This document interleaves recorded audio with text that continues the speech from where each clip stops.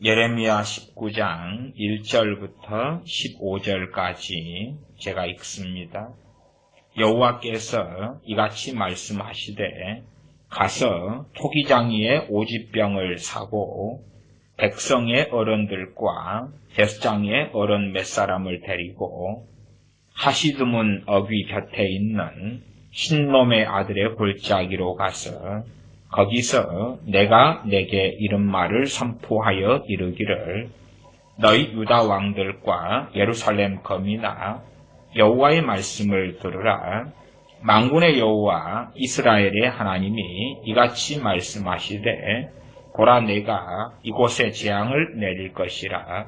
무릇 그것을 듣는 자의 귀가 진동하리니 이는 그들이 나를 버리고 이곳을 불결케 하며 이곳에서 자기와 자기 열조와 유다 왕들의 알지 못하던 다른 신들에게 분향하며 무죄한 자의 피로 이곳에 채웠음이며 또 그들이 바알을 위하여 산당을 건축하고 자기 아들들을 바알에게 번제로 불살라 드렸나니 이는 내가 명하거나 말하거나 뜻한 바가 아니니라.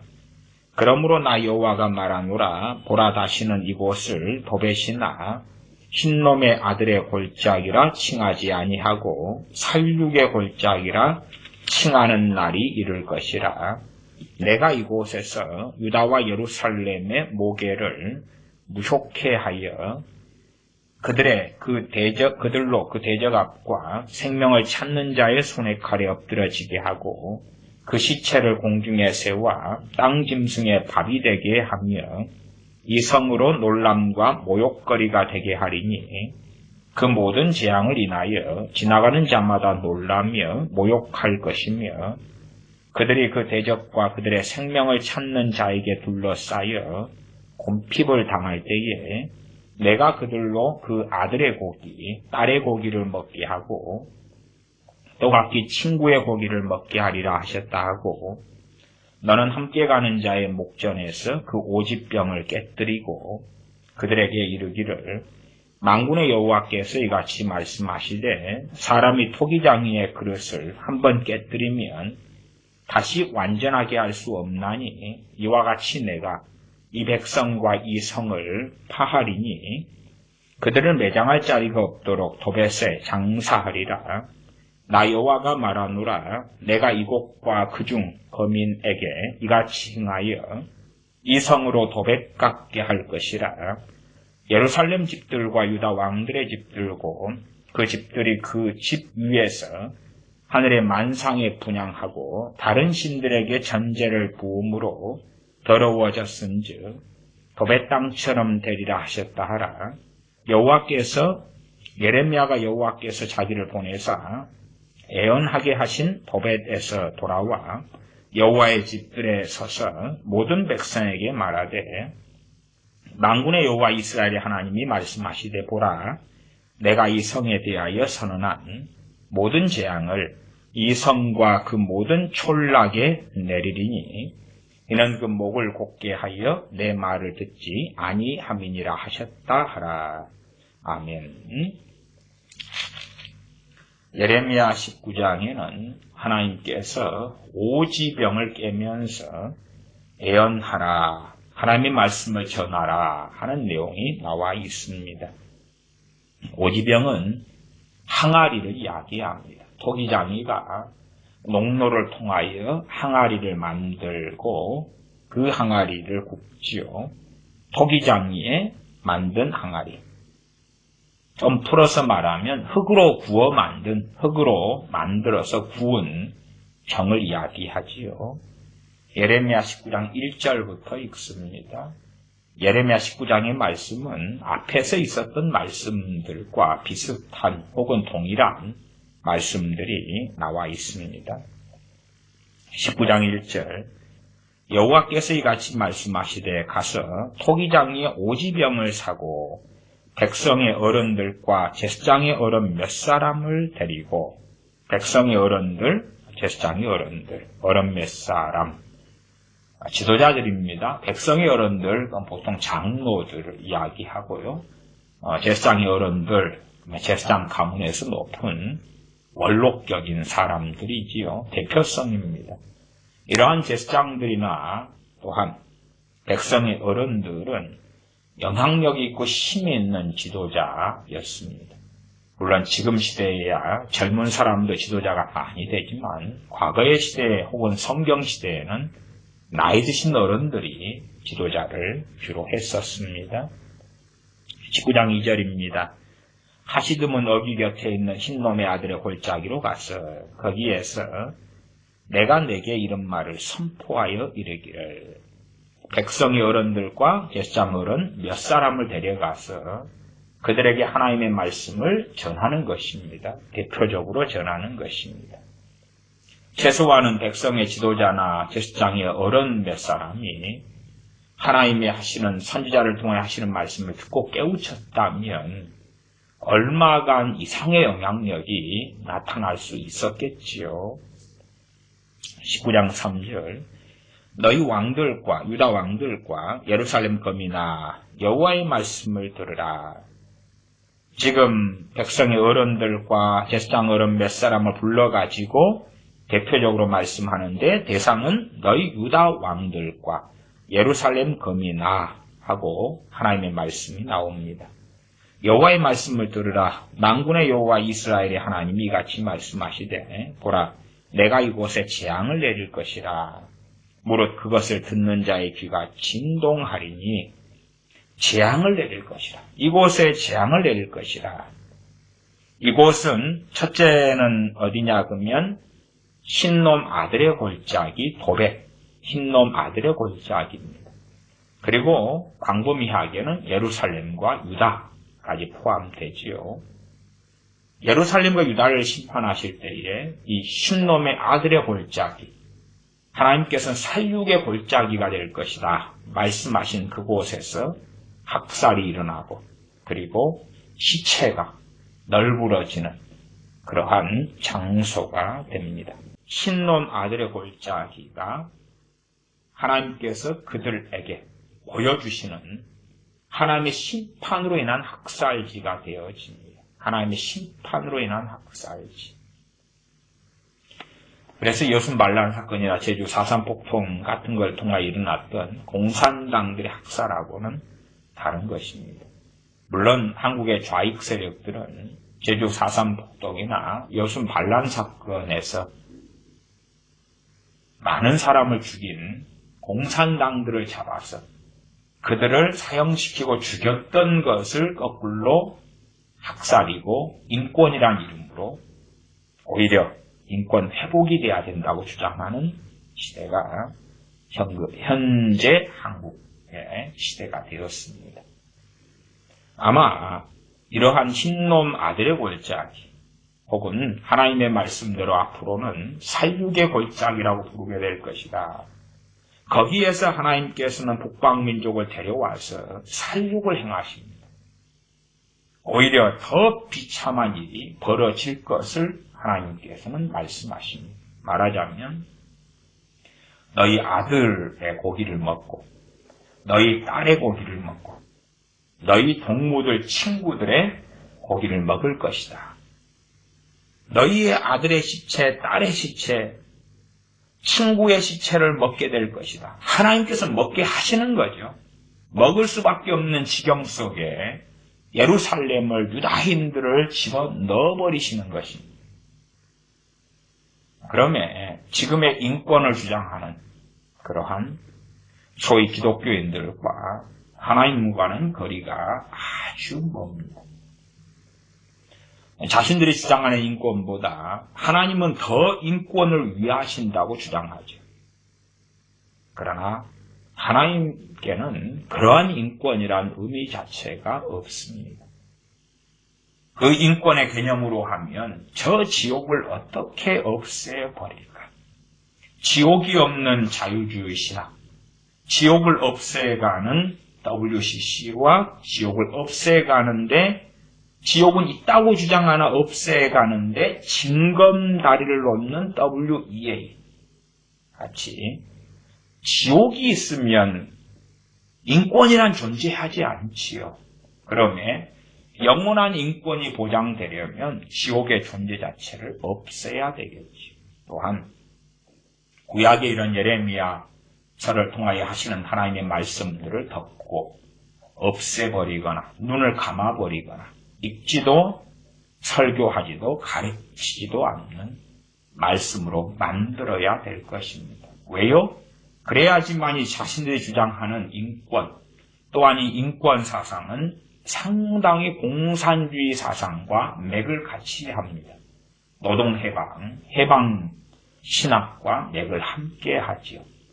그러면 이러한 인권 사상을 주장하면서 마치 성경이 인권의 경전인 양 만들어 갑니다. 인권이라는 자기들의 주장으로 성경을 사용하고 이용해 먹죠. 진리처럼. 그러한 목사들이 땅에 너무나 많이 깔렸습니다. 그러나 하나님 앞에서 어떻게 인권을 주장할 수가 있습니까? 오히려 하나님의 백성들은 하나님의 권세와 하나님의 주권을 주장해야 되고 하나님의 권세 앞에 복종하며 엎드리는 것을 교회와 크리스천들과 목사들은 외쳐야 하는 것입니다.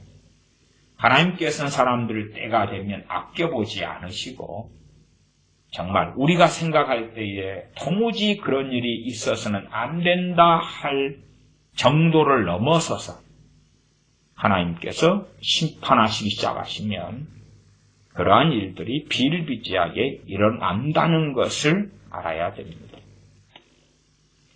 전 세계에 벌어지는 1년에 지금은 7천만 명이 넘는 난민들. 그들이 왜 그런 일이 벌어집니까? 하나님의 심판과 진노 때문에 그렇습니다. 물론 그 난민들만이 진노의 대상이다. 그런 이야기는 절대 아닙니다. 그렇게 될 수가 없죠. 그들을 난민으로 만드는 사람들의 죄악, 악인의 형통, 또한 그 난민들도 죄 없다 할 수 없습니다. 물론 아직 지금까지는 하나님의 심판이 유보되고 하나님의 진노가 유보되고 평안하게 살고 있는 나라와 민족이라 할지라도 악하지 않은 것은 결코 아니다. 까지 예레미야서 등을 통해서 우리가 이해하고 알고 있어야 할 것입니다. 19장 3절 하반절이었습니다. 보라 내가 이곳에 재앙을 내릴 것이라. 무릇 그것을 듣는 자의 귀가 진동하리니 너무 놀래서 들을 때에 내가 진짜였나? 그걸 듣는 자가 진동한다. 그러면 평안의 때 들을 때 진동하지는 않지요. 재앙을 들었는데 아닐 거야.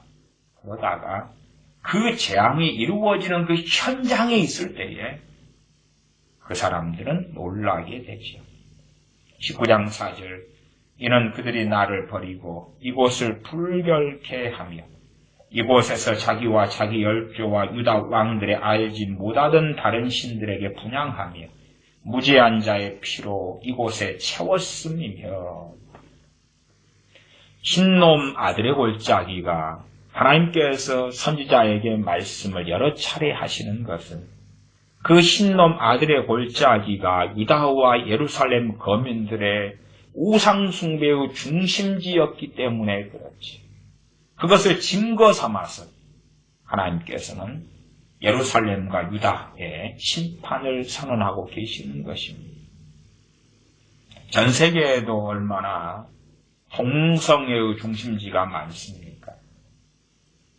최대의 동성애 축제들은 아마 소위 기네스북으로 말한다면 시대마다 계속하여 해마다 계속하여 신기록을 갱신하고 있는 것 같습니다. 예루살렘, 이스라엘이죠. 지금 현재의 이스라엘에 가장 큰 동성애 축제가 벌어지는 그러한 도시가 있지 않습니까?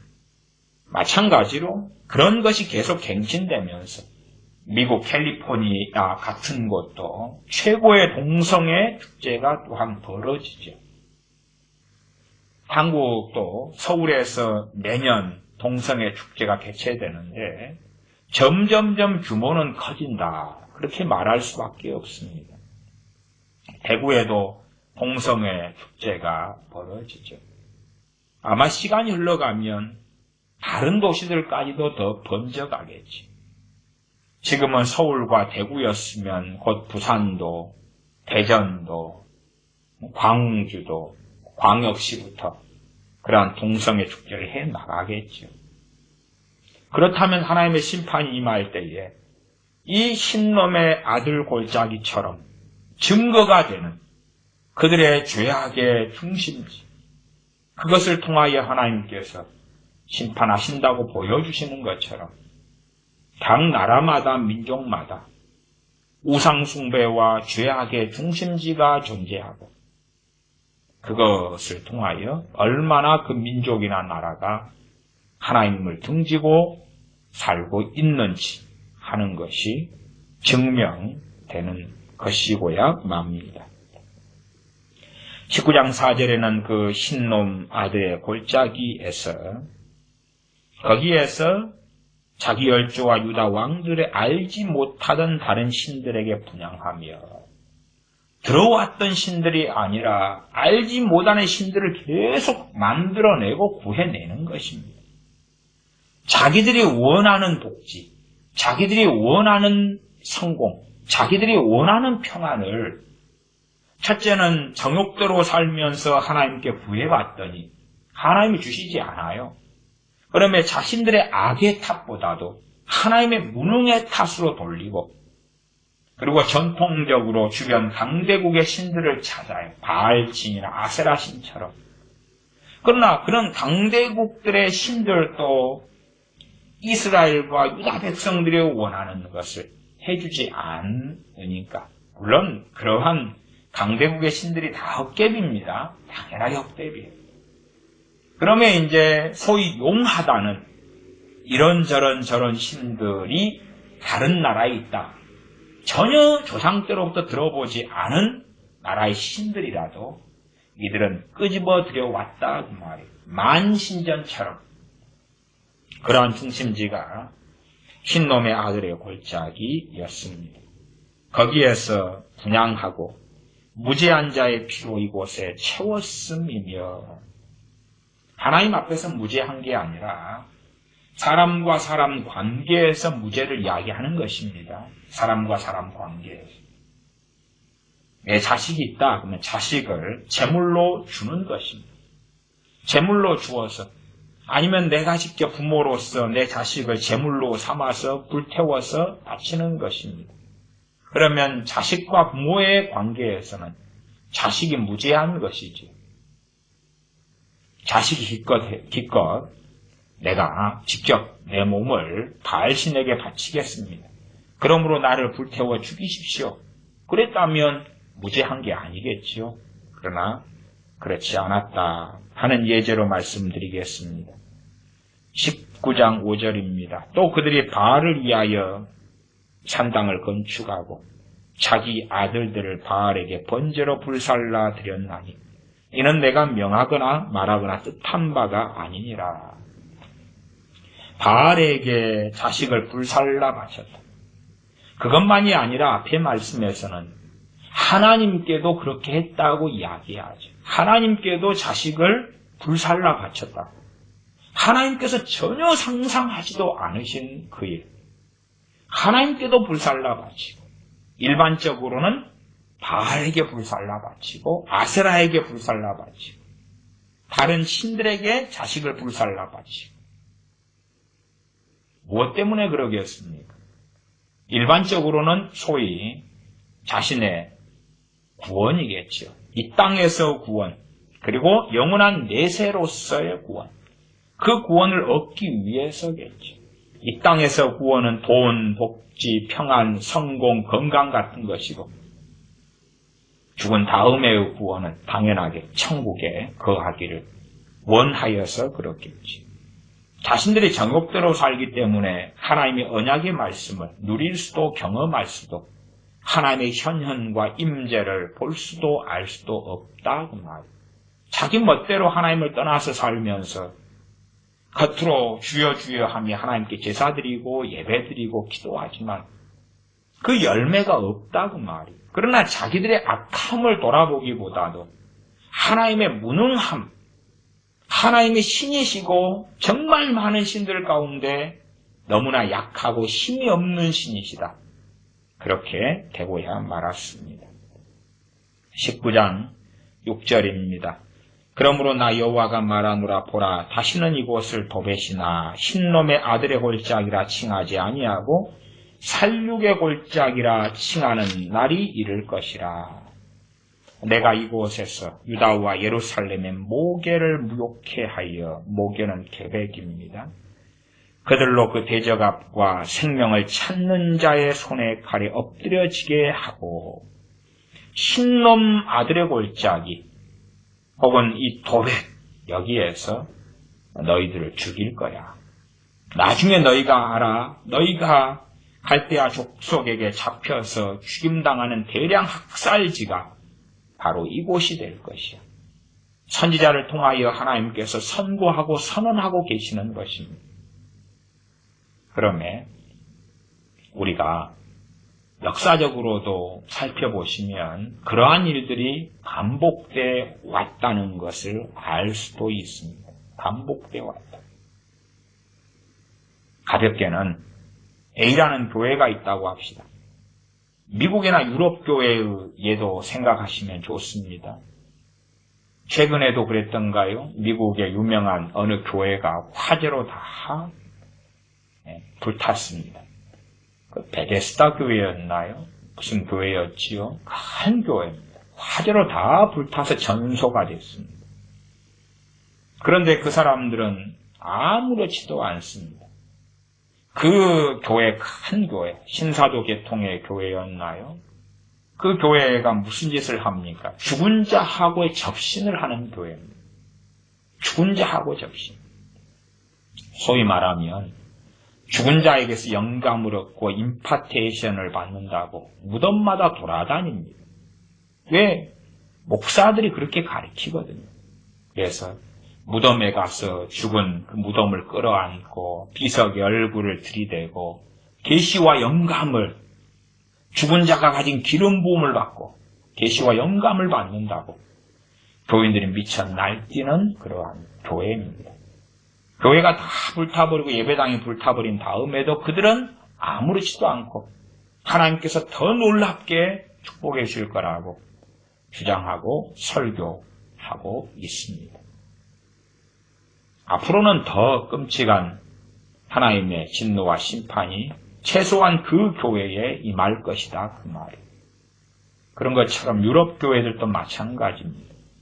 하나님께 예배했던 그 자리가, 예배당이 있었던 그 자리, 예배했던 그 자리에 하나님께서 기뻐하시지 않는 가증한 일들이 벌어졌을 때에 그 자리를 하나님께서는 수치를 주고 부끄러움을 주게 하시려고 이슬람 사원으로 만들어 버리시거나 불교 절간으로 만들어 버리시거나 나이트클럽으로 넘겨 주어 버리시는 그러한 일을 하나님께서 행하시는 분이신 것을 알아야 됩니다.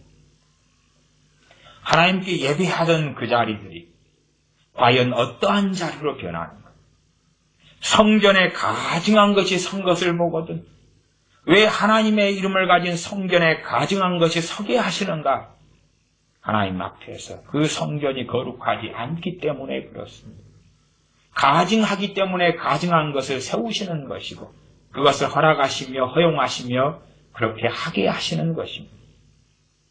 그러지 표면적으로 겉으로 보는 것처럼 하나님 앞에 거룩하고 구별되어 있고 하나님께서 받으시는 기도와 예배가 드려지는 곳이라면 그곳이 하나님의 전 성전이라면 가증한 것을 세울 수 없도록 하나님께서 친히 막으셨겠지. 그게 아니라는 이야기입니다. 그러면 과연 우리가 어느 나라나 민족이든지 간에 참으로 그 각 나라의 교회들이 타락해 왔을 때에 그들이 그렇게 예배하고 찬양하며 하나님을 찾던 그곳이 어떻게 되었는가를 보면 되는 것입니다. 우리 한반도로 한다면 1907년에 평양 대부흥이 있었습니다. 어딥니까? 평양이죠. 평양. 하나님께서 지금 평양 땅을 어떻게 만드셨습니까? 대부흥이 있었던 그 평양 땅에 무엇을 세우게 하셨습니까? 누구를 섬기게 하셨습니까? 사람을 섬기게 하셨고 사람의 우상을 세우셨고 지금도 그 우상 앞에 절하게 만들고 계십니다. 김일성을 섬기게 했고 김정은을 섬기게 했고 이제는 김정은을 섬기게 하십니다. 김일성 우상의 중심지, 김정일 우상의 중심지, 김정은 우상의 중심지로 평양을 삼고 그리고 북한 땅은 평양을 중심으로 하나님께 반역하며 사람을 신으로 섬기는 새로운 종교를 만들었습니다. 그것이 무엇이겠습니까? 하나님의 이름을 두신 그 평양, 대붕이 났던 그 평양, 하나님의 은혜의 불, 성령의 불이 떨어졌던 그 평양이 무슨 짓을 했기 때문에 그러겠습니까? 한반도의 한민족이 무슨 짓을 했기 때문에 그러겠습니까? 마찬가지 일입니다. 하나님께서 심판을 하시면 북한만이 아니라 대한민국을 심판하신다 하실 때에 어디부터 심판하시겠습니까? 혹은 나중에 어떤 증거와 증명이 되겠습니까? 작은 교회도 그렇지만 큰 교회는 많은 기독교인이 모입니다. 작은 교회 100명이 모이면 큰 교회는 10,000명이 모이고 5만 명, 10만 명이 모이고 여의도 순복음교회 같은 경우는 더 많이 모입니다. 그 나라의 교회가 타락했을 때는 대한민국에서는 나중에 폐허더미와 수치덩어리로 어디를 만드실 것 같냐 그 말이에요. 그런 자리가 여의도 순복음교회의 자리가 될 것이고 온누리교회, 사랑의 교회 혹은 소망교회 그런 자리들이 나중에 어찌 되는지를 보면 하나님의 심판은 정말 엄정하다 하는 것을 확인할 수밖에 없을 거라 그 말이에요. 가장 화려했던 대한민국의 수도 서울, 그 서울이 나중에 어찌 되는가를 볼 때에 하나님의 진노가, 하나님의 심판과 징계가 어떻게 되는가를 확인할 수 있겠지. 물론 예레미야 선지자를 통하여 예언하시는 이 흰놈의 아들의 골짜기, 이것이 지금 19장이 두 번째가 됩니다. 크게 두 번째인데 흰놈 아들의 골짜기에 대한 하나님의 진노와 심판의 예언이 19장까지가 두 번이 나옵니다.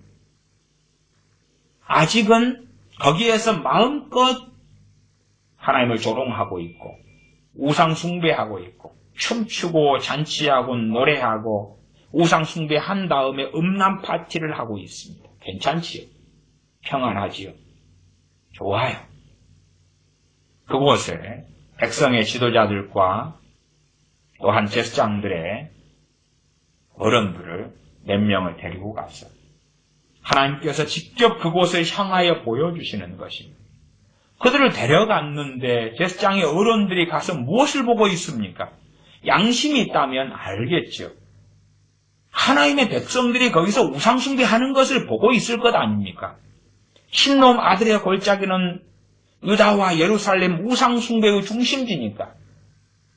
물론 여호와의 전이라 하는 솔로몬 성전도 상당한 우상숭배를 끌고 들어왔습니다만 그러나 소경의 눈에는 그게 잘 안 보이는 것이니 예루살렘 성전이 아니라 흰놈의 아들의 골짜기로 데려가서 봐봐라. 백성의 지도자들을 데리고 가서 봐봐라. 너희들이 최소한의 양심이 있다면 하나님의 백성이라고 하는 저들이 저럴 수 없잖아.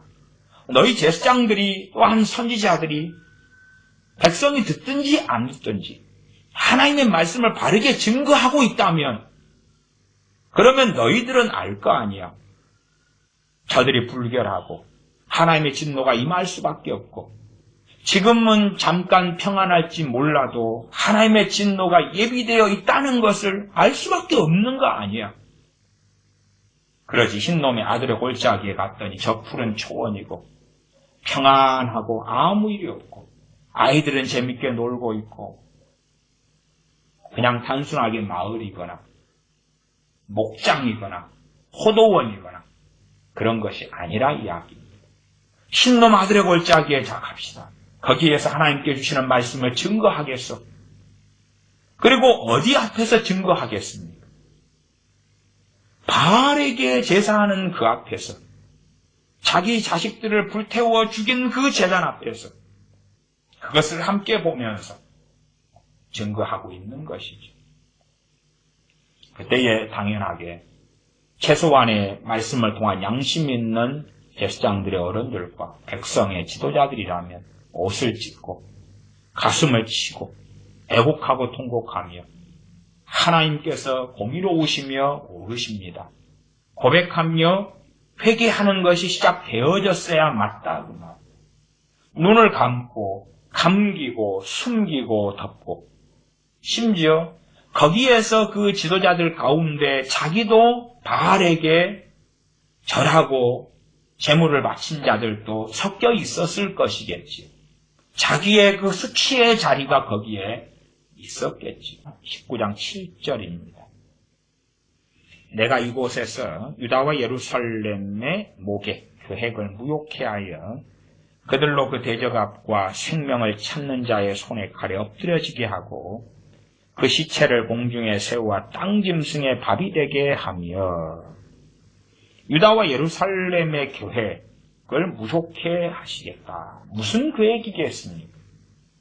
우상 숭배로 한다면 우상 여러 신들을 통하여 떵떵거리고 잘 먹고 잘 살겠다는 계획일 것이고, 바벨론의 침공이 있을 때는 애굽의 도움을 받고 강대국 애굽, 모압, 암몬, 에돔과도 손을 잡고 그렇게 해서 갈대아 족속 바벨론을 막겠다, 승리하겠다는 계획까지 있었겠지요.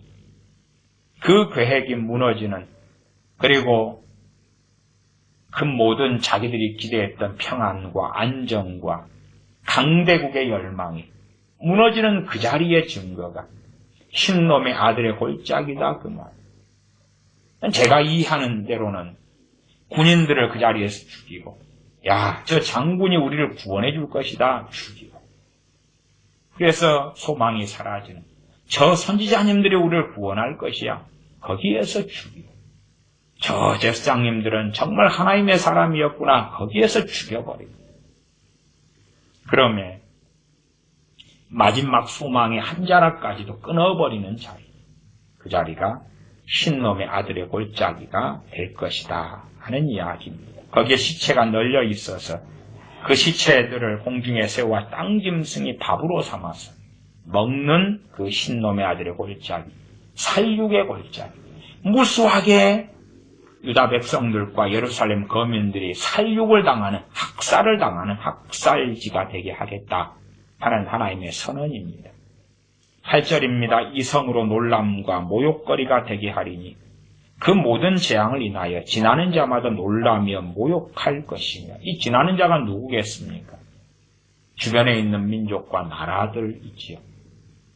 애굽이나, 야, 너희들이 하나님을 잘 섬기고 믿는다고 하더니 너희 하나님께서 결국 너희를 이렇게 만들고 버려버리셨느냐. 에돔이나 모압이나 암몬이나 끊임없이 저주하고 욕하고 비웃겠지요. 너희의 신앙, 너희의 하나님이 너희 편이 아니시구나. 너희의 신은 너희를 지키지 못하셨구나. 나아가 선지자들의 애언을 우리가 멀리서 들어보니 너희가 하나님을 버렸던 거고 친히 하나님이 너희를 심판하신 걸로 우리가 듣는구나. 그 거대했으며 강성했던 예루살렘 성의 무너짐과 회파됨과 비극적인 소식을 주변 민족과 나라가 들을 때에 놀라며 또한 그들을 모욕할 것이다. 소수의 살아있는 사람들이 있어 오지 않습니까? 가난한 사람들 등에야 그들이 얼마나 조롱과 모욕을 당하겠습니까? 너희의 하나님도 너희를 버렸으니 우리는 너희를 마음대로 조롱하며 핍박해도 상관없겠다 하겠지요. 9절입니다. 그들이 그 대적과 그들의 생명을 찾는 자에게 둘러싸여, 이 성이니까 8절 이 성으로 오니까 예루살렘 성이 중심이 됩니다.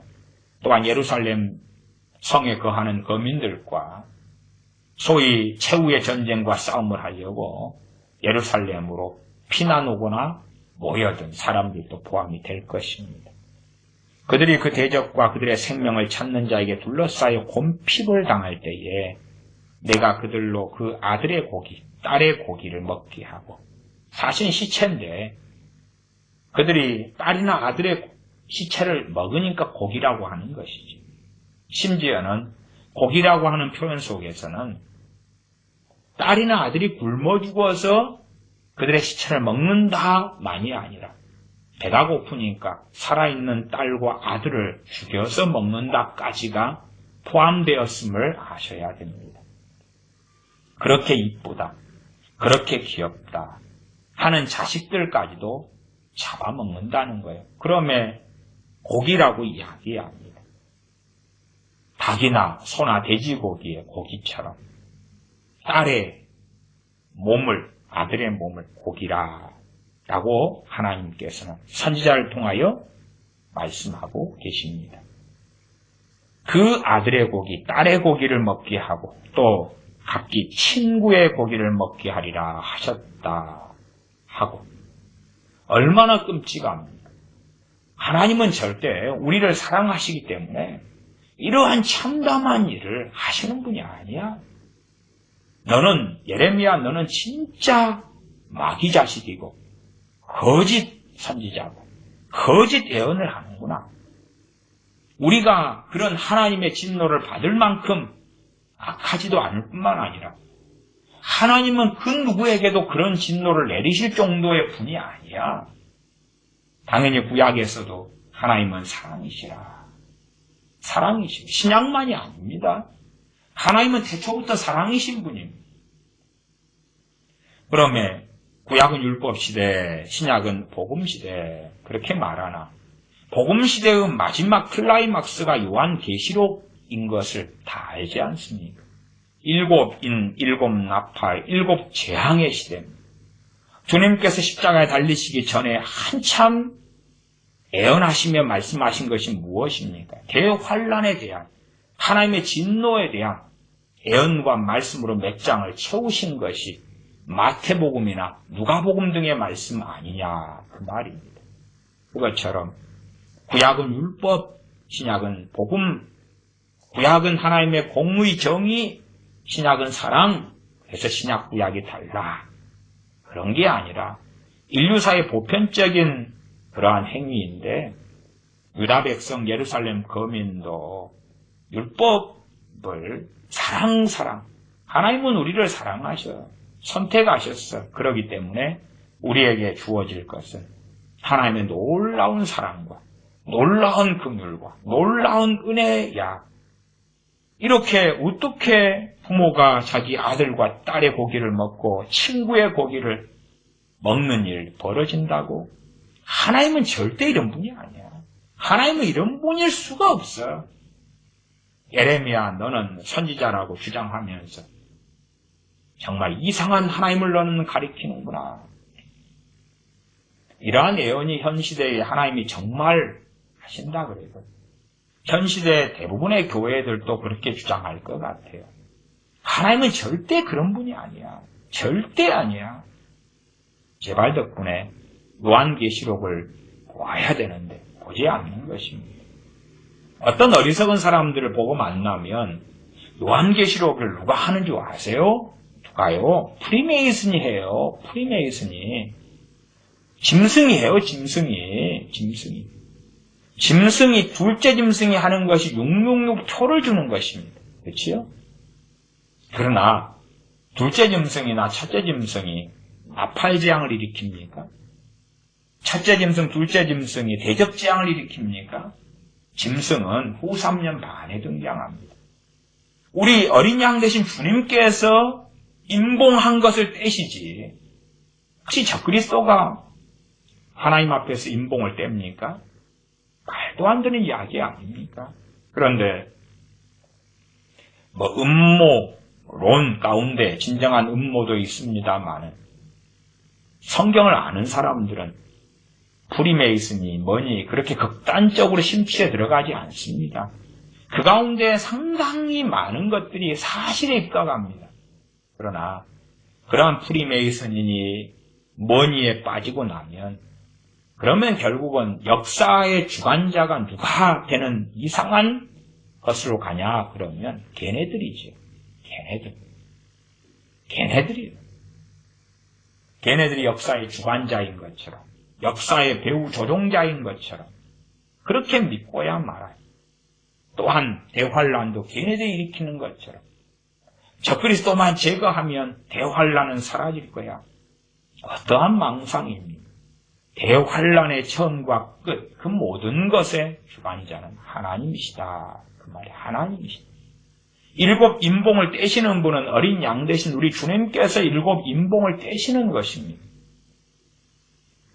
무섭게 섬들을 침몰시키시고 지진을 통하여 죽이시고 재앙을 내리시고 기근을 내리시며 때로는 땅의 4분의 1을 죽이시고 남아있는 자들 가운데 3분의 1을 또한 죽이시고 불과 유황으로 때리시며 정갈을 보내시며 끔찍한 재앙들을 일으키시는 분이 하나님이시다. 그 말.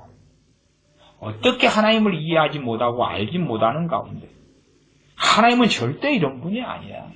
사실은 당시 유다나 예루살렘도 마찬가지였어요. 지금 현 시대 교회하고 아주 비슷해요. 아주 비슷해요. 역사는 그렇게 반복되는 것입니다. 이러한 19장 9절의 말씀을 보면 너무 무섭고 끔찍하다. 그러나 과거의 시대에는 예레미야 너는 사기꾼이고 거짓 선지자야. 하나님은 절대 이런 말씀을 하나님의 선민인 우리에게 하나님의 영광을 주신 예루살렘에 대하여 이런 말씀 하실 리 자체가 없어요. 지금 시대에 와서는 그건 구약시대에 벌어졌던 그런 일에 불과해. 반복되지 않아. 유일한 사건이야. 그런 일은 없어. 얼마나 하나님의 사랑이 많으신데 더군다나 주님이 이 땅에 오셔서 십자가를 지시고 부활 승천하시고 그 다음에는 하나님은 너무나 인자하시고 너무나 자비로우시고 너무나 오래 참으시고 그리고 나중에는 대부흥이 와서 대추수가 일어나서 후천년 왕국이 이루어질 거야. 더더더 윤리나 교육이나 사회나 경제나 정치나 가정이나 종교나 그 놀라운 7대 영역의 부흥이 일어나서 미디어도 영화를 보다가 회개가 터지고 성령 충만을 받고 드라마를 보면서 회개가 터지고 미디어에도 부흥이 일어나. 그러한 망상을 주장합니다. 그 망상이 하나님을 그렇게 믿기 때문에 그렇죠. 10절로 갑니다. 19장 10절 너는 함께 가는 자의 목전에서 그 오지병을 깨뜨리고 그 항아리를 깨뜨려버려라. 깨뜨려버려라. 그리고 이제 항아리를 가지고 오지병 항아리를 가지고 말씀하시는 것입니다. 11절입니다. 그들에게 이르기를 만군의 여호와께서 이같이 말씀하시되 사람이 토기장의 그릇을 한 번 깨뜨리면 다시 완전하게 할 수 없나니. 우리가 접시 같은 것 있지요?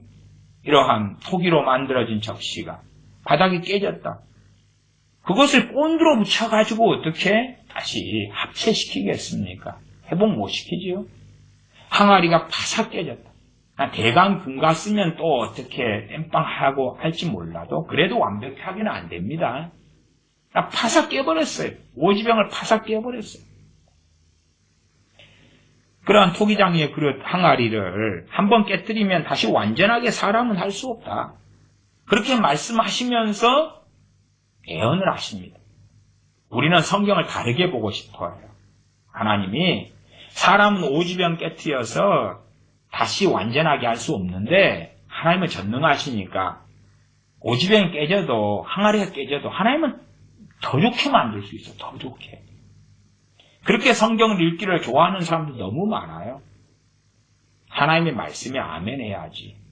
자기가 생각하는 것이 성경과 진리가 되는 게 아닙니다. 자기 논리가 맞는 게 아니에요.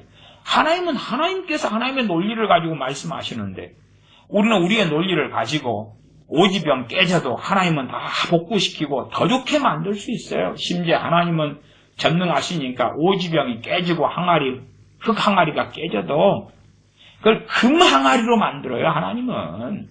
우리 하나님을 찬양합시다. 그러한 소설을 쓰는 사람들이 정말 많습니다. 그런데 그 소설을, 그 환상을 교인들, 크리스천들은 너무 좋아합니다. 너무나 즐겁거든요. 11절 중간에 다시 완전하게 할 수 없나니 이와 같이 내가 이 백성과 이 성을 파리니 무너뜨리고 깨버리겠다. 그들을 매장할 자리가 없도록 도벳에 장사하리라. 매장할 자리가 없도록 도벳에 끌고 와서 죽여버릴 뿐만 아니라 시체들을 도벳에 장사한단 말이 도벳에 파가지고 묻는다는 게 아닙니다. 시체를 널어놓겠다는 거예요. 거기에서 너희가 우상 숭배했지. 거기에서 온갖 신들을 찾았지. 거기에서 너희 자식들을 불태워서 죽였지. 그러면 거기에 내가 시체를 널어놓을게. 거기를 학살지로 삼고 거기로 유다 백성들, 예루살렘 거민들을 거기서 죽여줄게. 또한 예루살렘 성에서 죽인 시체들 그리 끌고 가서 거기에 시체로 산을 만들어줄게. 누가요? 하나님께서. 그리고 그것은 역사적으로 성취되었습니다. 시간이 참 많이 흘러서 우리하고는 상관없다 주장할지 몰라도 하나님께서 진노의 칼을 드실 때는 어느 민족이나 어느 나라나 피할 수 없다 그 말이에요. 물론 하나님은 우리 생각보다 오래 참으시는 게 맞습니다. 그러나 항상 말씀에 나와 있듯이 언제나 참으시지는 않습니다. 언제까지나 참으시지는 않습니다. 그 정확한 것이 요한계시록을 보시면 알 수가 있습니다. 언젠가는 하나님께서 불로 이 땅을 심판하시는 가장 큰 환란으로 이 땅에 진노를 쏟아 부으시는 요한계시록을 보면 언젠가는 이루어질 것이라는 것을 우리가 다 알고 믿어야 합니다. 자유주의 신학자들 같이 성경 해석 들어가면 요한계시록은 뽑아버리고 없애버립니다. 사람의 공상에서 나온 공허한 이야기야. 하나님은 너무나 인자하시며 인권을 위하시고 사랑이 많으시기 때문에 지옥까지도 없애버리시고 그러한 요한계시록 같은 것은 인간의 공상의 창조물이야. 그렇게 하고야 말이지. 그들이 받을 몫은 지옥 외에는 무엇이 남아있겠습니까? 12절입니다. 나 여호와가 말하노라 내가 이곳과 그중 거민에게 이같이 행하여 이 성으로 도벳 같게 할 것이라. 도벳을 증거로 삼아놓고 이 성은 예루살렘 성이지요. 도벳의 시체가 널려있게 하는 것처럼 어디도 그렇게 만든다고요? 예루살렘 성도.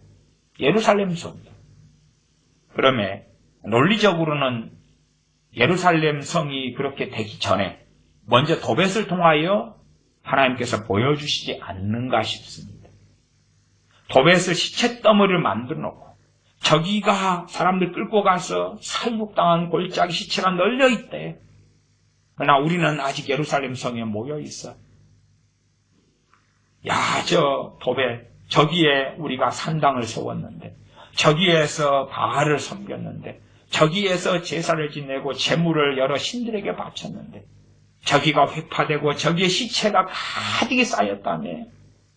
예루살렘 사람 유다인들, 예루살렘 성에 미처 피하지 못한 사람을 잡아서 저기서 다 쳐 죽였다면서 갈대아 아주 무서운 족속들이 그런 이야기 들릴 때에 어떤 사람들은 선지자를 통하여 하시는 하나님의 말씀이 기억날 것입니다. 그 도벳, 그 흰놈 아들의 골짜기에 널려있는 시체 더미같이 도벳처럼 이제 예루살렘 이 성을 그리 만들어줄게. 저 도벳 흰놈의 아들의 골짜기에 있는 시체가 바로 너희들이 될 것이야. 이 도벳, 예루살렘 성이나 도벳이나 똑같이 만들어줄게. 하는 말씀이 12장 후반절에 이 성으로 도벳 같게 할 것이라 하는 말씀입니다. 13절 예루살렘 집들과 유다 왕들의 집들 곧 그 집들이 그 집 위에서 하늘의 만상에 분향하고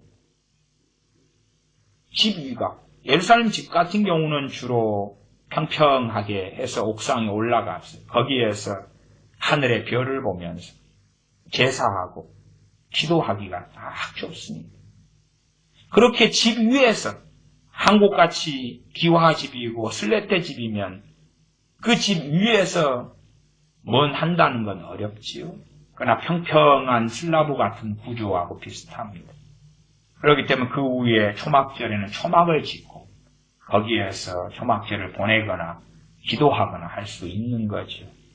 그렇게 슬라브 집처럼 평평한 그 위에서 과거에는 얼마나 가로등이나 전등이 없었기 때문에 밤에 별이 반짝반짝합니다.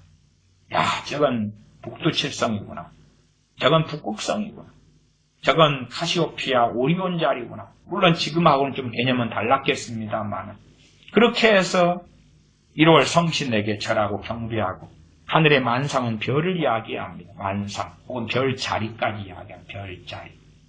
하늘의 별자리에게 분향하고 다른 신들에게 전제를 부음으로 더러워졌은즉 도배 땅처럼 되리라 하셨다 하라. 얼마나 왕들이 자기의 궁궐을 멋지게 해놨습니까? 예루살렘 집들이면 지금 대한민국의 수도 서울 같은 곳이니까 강남 얼마나 아름답게 해놨습니까? 멋지게 꾸며놓고 우리 집이 영원할 것이다. 인테리어 잘 해놓고 잘 확장해놓고 거기에서 너희가 우상 숭배했지.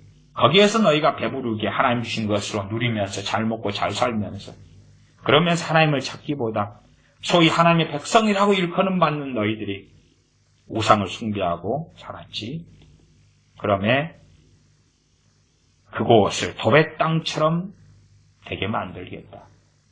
구체적으로 예루살렘 성이라고 제가 말씀드렸습니다. 밖에가 도벳이 있고 흰노마들의 골짜기 도벳 같은 말이고 살육의 골짜기를 만들겠다. 그리고 예루살렘을 그렇게 하겠다. 그리고 예루살렘 안에가 왕들의 궁궐이 있죠. 그리고 거기에 높은 자들의 아름다운 대궐 같은 집들이 있다 그 말이에요. 그러면 같은 이야기고 좀 더 구체성을 가지고 말씀하고 계시는 것입니다. 14절입니다. 예레미야가 여호와께서 자기를 보내사 애언하게 하신 도벳에서 돌아와. 도벳에서 백성들의 지도자들 또한 제사장들의 원로들 어른들에게 애언하고 돌아왔습니다. 그리고 여호와의 집들에 서서 모든 백성에게 말하되 무엇을 말씀하느냐? 15절 만군의 여호와 이스라엘의 하나님이 말씀하시되 보라 내가 이 성에 대하여 선언한 모든 재앙을 이 성과 그 모든 촌락에 내리리니 이는 그 목을 곧게 하여 내 말을 듣지 아니함이니라 하셨다 하라. 이 성 예루살렘 성과 그 모든 촌락에 유다 곳곳에 있는 골짜기 작은 마을까지라도 하나님께서 재앙을 내리시겠다. 그 이유가 무엇이냐? 그 목을 곧게 했다. 교만하고 거만하고 회개할 줄 모르고 겸비할 줄 모르고 엎드릴 줄 모르고 뻔뻔하게 우리는 하나님을 잘 믿고 있고 하나님을 믿는다고 잘 따라왔다. 그러한 재앙과 진노를 하나님이 하실 이유가 어디 있느냐? 복을 주시면 복을 주셨지. 그 목을 곧게 하여 내 말을 듣지 아니함이니라 하셨다 하라. 하셨다 하라에서 뒤에 하라는 하셨다 하시니라 이렇게 바꾸는 게 좀 더 자연스럽습니다. 그리고 20장 1절로 가면 제사장 임멜의 아들 바스훌은 여호와의 집 유사장이라. 유사장은 성경 관리장, 성경에서 가장 높은 지위에 있는 사람 등을 유사장이라 그럽니다. 그 사람이 이제 듣지요. 왜 20장 1절부터 유사장 바스훌의 이야기가 나오느냐? 여러 이유 가운데 하나가 얼마나 백성들 성전을 책임 맡은 바스훌이 대표적으로 강팍하고 악한지를 그를 대표성을 가지고 보여주시는 것 중에 하나입니다. 선지자가 핍박을 당했습니다. 그런 것이 아주 중요한 일이 아니라 그것을 통하여 얼마나 당시에 유다 백성들, 예루살렘 거민들이 악했는지 더군다나 이 사람은 하나님을 섬긴다고 하는 성전의 관리장이고 성전을 책임 맡은 사람이에요. 지금 한국 교회나 교파로 한다면 교단장 같은 사람이죠. 교파.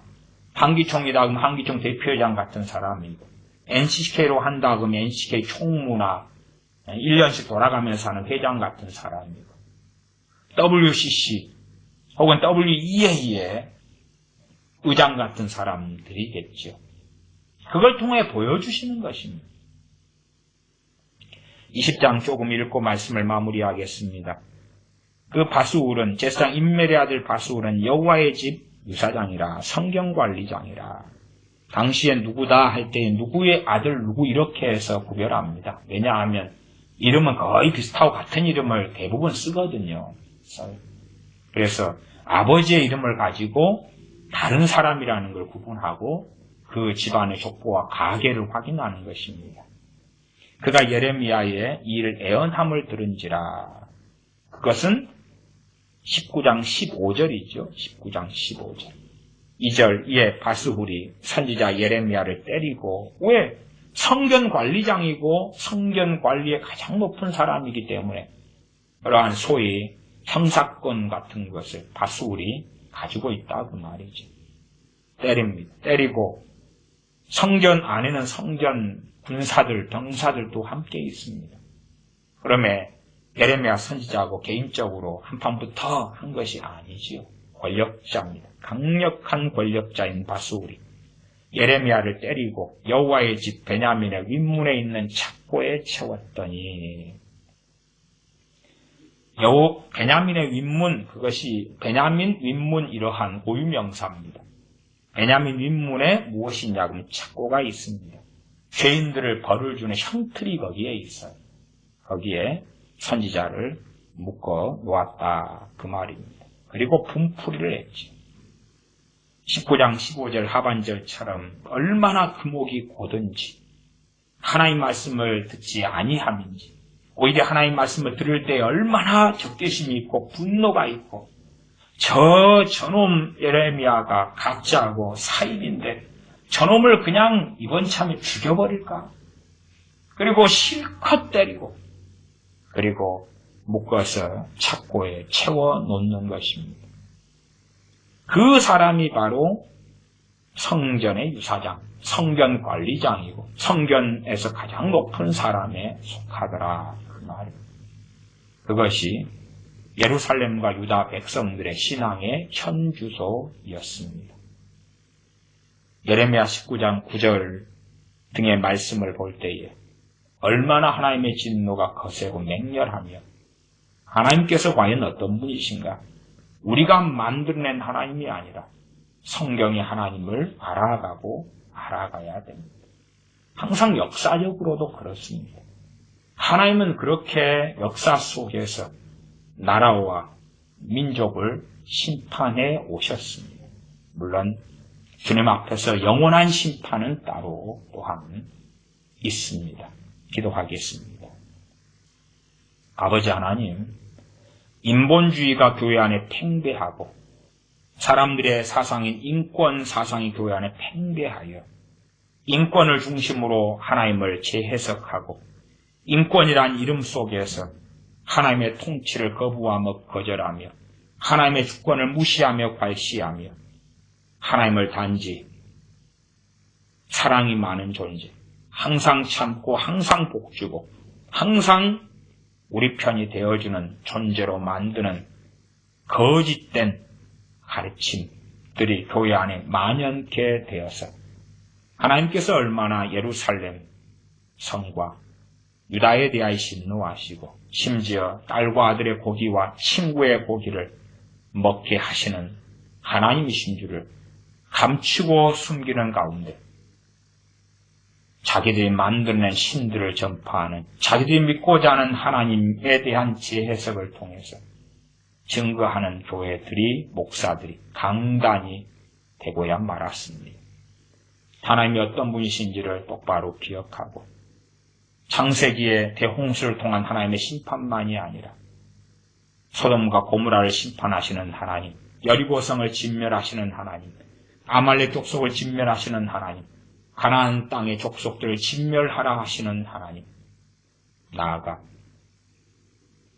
대환란을 통하여 이 지구상에 어느 때에 진노하시며 맹렬히 분노를 쏟으시는 하나님을 우리가 배웠고, 주님께서 또한 성경 가운데 누누이 말씀하신 천국과 지옥을 발견하고 그 지옥에 영원히 집어넣으시는 하나님을 주님께서 두려워하라 말씀하신 것처럼 두려움으로 하나님을 섬기는 자녀들이 되게 하여 주시옵소서. 우리 주 예수님의 이름으로 기도하옵나이다. 아멘.